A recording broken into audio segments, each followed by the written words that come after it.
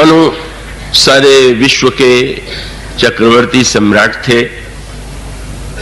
उनकी धर्मपत्नी शत्रुपा उनकी अनुगामिनी थी, परम पतिव्रता थी।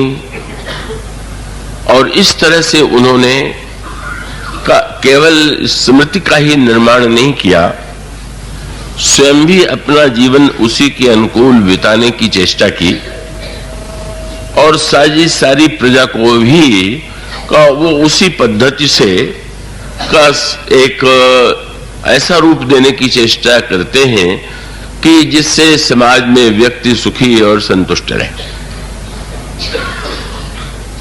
किंतु गोस्वामी जी वह पृष्ठभूमि प्रस्तुत करते हैं कि मनु वृद्ध हुए, चौथी अवस्था आ गई और तब उन्हें एक दुख की अनुभूति हुई, क्योंकि बहिरंग दृष्टि से सुख की जितनी सामग्री थी वह महाराज मनु को प्राप्त थी। और यूं देखें तो उनका जीवन धर्म में था और धर्म का सुख से एक अभिन्न संबंध है, ऐसी रामचरितमानस की मान्यता है। रामचरितमानस में कहा गया कि वह व्यक्ति कितना मूर्ख है कि जो सुख पाना चाहता है और वो धर्म का परित्याग करता है। सुख चाहे मूढ़ न धर्म रता। तो धर्म के अनुकूल उन्होंने जीवन व्यतीत किया और उन्होंने सुख की समस्त सामग्रियां ही नहीं प्राप्त की, समाज को भी सुखी और संतुष्ट बनाने का प्रयास किया। पर वृद्धावस्था में उनका जो अनुभव था वो परिवर्तित हुआ और उसके मूल में एक अभाव की अनुभूति है।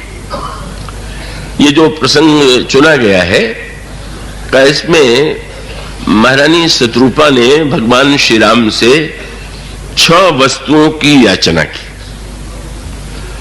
और उसमें उन्होंने सबसे पहले जिस वस्तु की याचना की वह सुख है। तो सोई सुख, सोई गति, सोई भगति, सोई निज चरण स्नेह, सोई विवेक, सोई रहनी प्रभु हमें कृपा करे देव। तो ये जो 6 वस्तुओं की याचना है, इसके प्रारंभ में भी सबसे पहले सुख की याचना है। और इसका तात्पर्य क्या है कि संसार में ऐसा कोई सिद्धांत नहीं है, ऐसा कोई व्यक्ति नहीं है कि जो विवाद से शून्य हो। सभी वस्तुओं को लेकर के विवाद है ही, लेकिन अगर कोई शब्द ऐसा है कि जो निर्विवाद है तो वह शब्द है सुख। और इसका अभिप्राय है कि ईश्वर की सत्ता को लेकर के भी अस्तित्व और उनके अस्तित्व के अभाव का प्रश्न किया जाता है, पर यह कहा जा सकता है कि सारे विश्व में, ब्रह्मांड में ऐसा कोई व्यक्ति नहीं है कि जो सुख न पाना चाहता हो। तो ये जो सुख है यह व्यक्ति की अनिवार्य आवश्यकता है। किंतु सुख के भी अनेक क्रम है, अनेक कक्षाएं।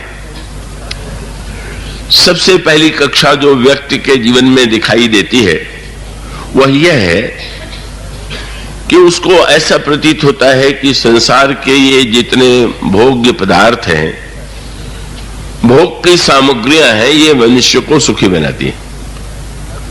और एक सीमा तक ऐसा लगता भी है भी। जब आप सुस्वादु भोजन करते हैं तो लगता है बड़ा आनंद रहा, बड़ा सुख मिला।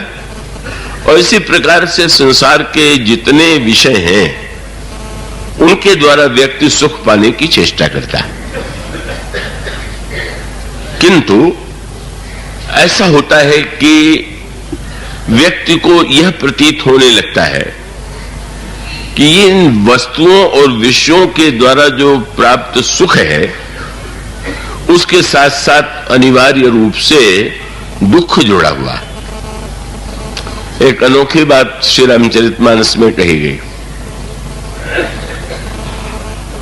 प्रश्न किया गया कि ये जो मन के रोग हैं संसार में कितने व्यक्ति ऐसे हैं कि जो रोगी हैं और कितने नहीं हैं। तो रामचरितमानस में कहा गया कि संसार में ऐसा कोई व्यक्ति ही नहीं है कि जो रोगी मन की दृष्टि से न हो। पर वो तो कोई बात नहीं है, पर पूछा गया सबसे पहला रोग कौन सा है, तो आप अनोखा वाक्य पाएंगे, यही विधि सकल जीव जग रोगी और हर्ष के रोग से रोग रोगी। भला और कोई बात कह देते हैं कि और दुख और रोग मनुष्य के जीवन में है, पर जब ये कहा गया कि अधिकांश लोगों को शोक का रोग तो यही है, पर हर्ष का भी रोग है, तब हर्ष को रोग की श्रेणी में गिनना शब्द क्या है, और वो बड़ा सार्थक सांकेतिक शब्द है। क्या बोले, यही विधि सकल जीव जग रोगी हरस शोक भय प्रीति वियोगी। इसमें सब कुछ कह दिया गया, और इसका अभिप्राय यह है कि क्या हर्ष स्वस्थता का चिन्ह है क्या?